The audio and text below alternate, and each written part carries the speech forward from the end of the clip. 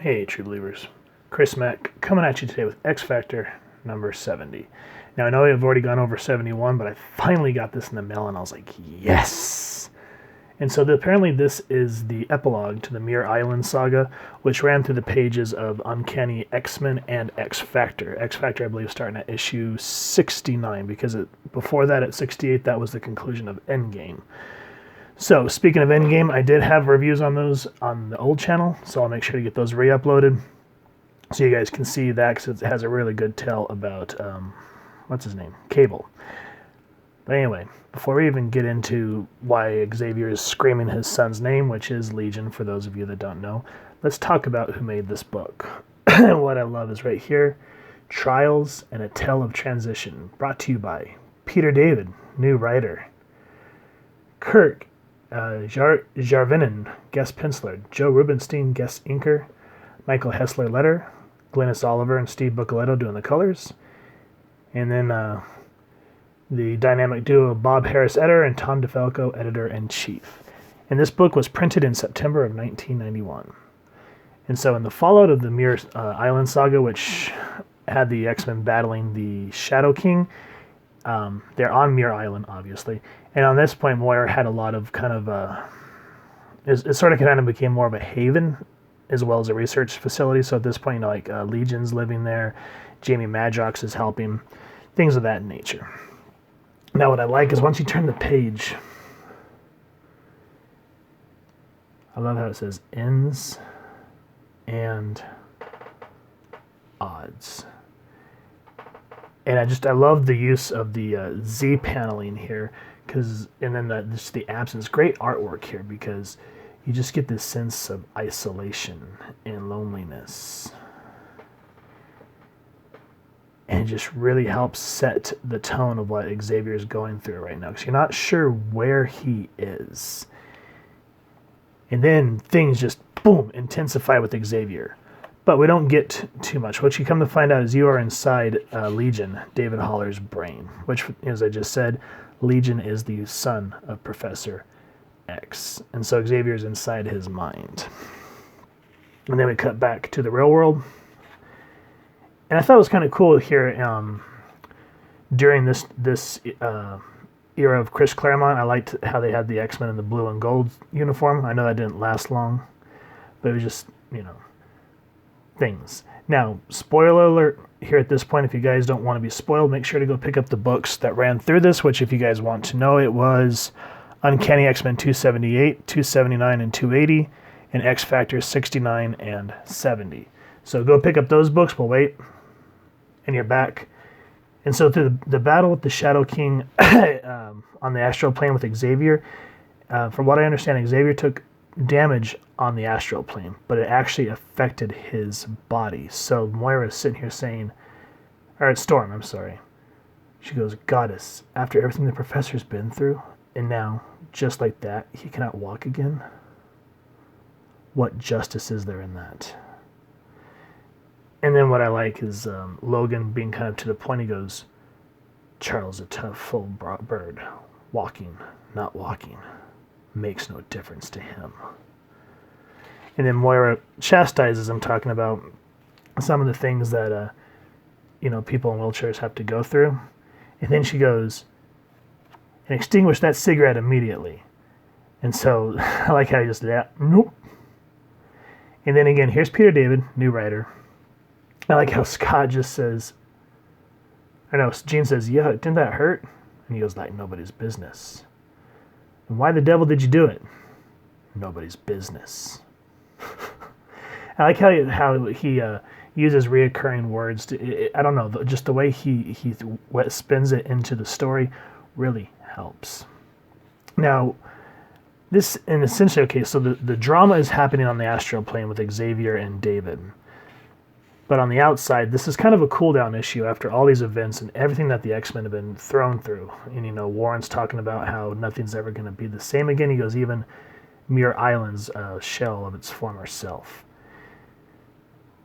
And right here, he goes, even the island isn't what it was. Now it's blown to opposing crescent shapes, the beginning and end of a cycle. Real estate is a metaphor. How lovely. So just kind of showing how there's all this fallout of everything that's happened to the X-Men and how they've been scattered for so long. And everyone's starting to feel it. You know, there's Forge, there's Beast, there's Colossus. They're trying to clean up the aftermath. You can kind of see the symbolism here of a cracked image of Xavier. And Beast even says it best. He goes, "The best lack conviction, while the worst are all full of passionate intensity." And Colossus is like, what does that mean?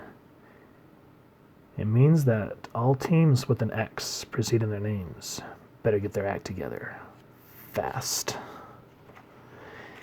And then right here, and then what I like here, after he says that, we get this the symbolic and what do you call that? I cannot think today.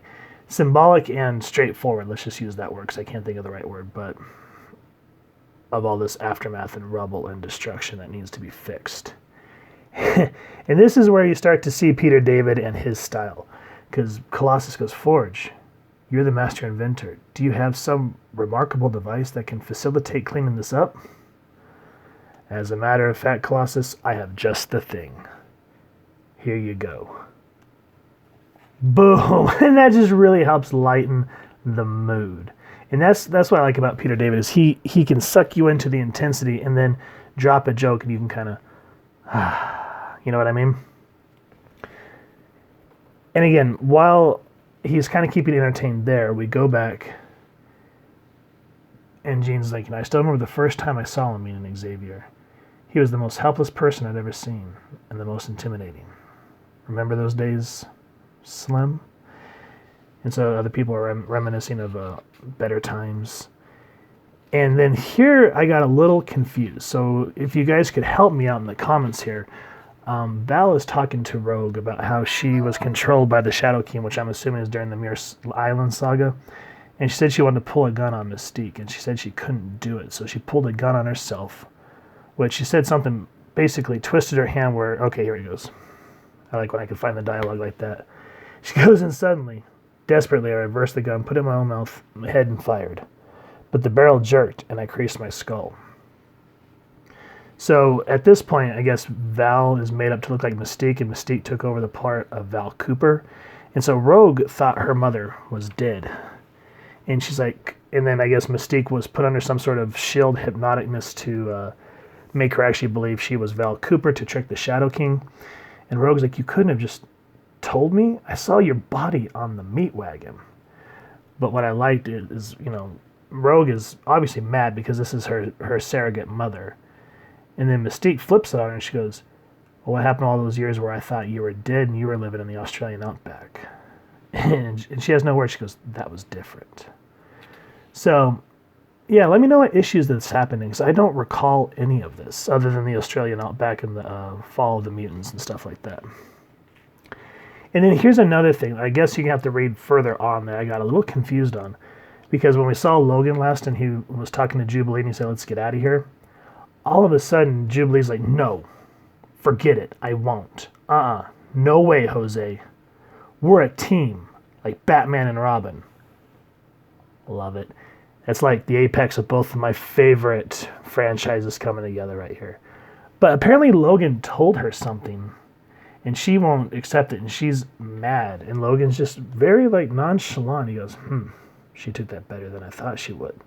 So I'm assuming, again, sometimes when you get into a cooldown book, there's also build up for future plot lines, which I'm assuming this is one because we don't get anything else on this. So if you guys know where this leads, let me know too, because I'm trying to get a lot of the back issues now. And sometimes trying to connect the dots gets really convoluted. And so we flip over to Lorna and Guido, Strong Guy. And at this point, Lorna's finally back to the way she was. Because, you know, she was controlled by the Marauders, I think it was, or the Ravengers, I can't remember. But she was a bad guy, had a mohawk. And then there for a stint, which I'm going to have to go back and read, she was like this big, strong person, and she didn't have her magnetic powers. So she's talking about how it's great to have her powers back. And she goes, my brain, you know, it's like a muscle I haven't used in so long. But what makes me laugh, and this is why I always like Guido, is because he's just kind of this doof, but he's also a really cool guy. He's She goes, and Polaris talking about how her muscles are stiff, and he goes, stiff, huh? Tell you what, put your arm straight over your head. That's it. Now take a real deep breath while thrusting your hips back. And she goes, okay, but what good is this supposed to do me? And Guido, oh, it's too funny. Again, a moment of just kind of, to release the levity of it all. And he goes, you? Nothing. Doing wonders for me, though. Which at this point, this is the first time we see Polaris back to normal, because during the Claremont era, she was rammed through the ringer. Her and Havoc both.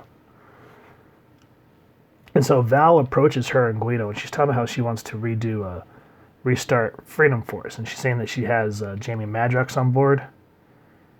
And she's like, I'm not going to be on the same team as the Blob. And she goes, the name isn't important.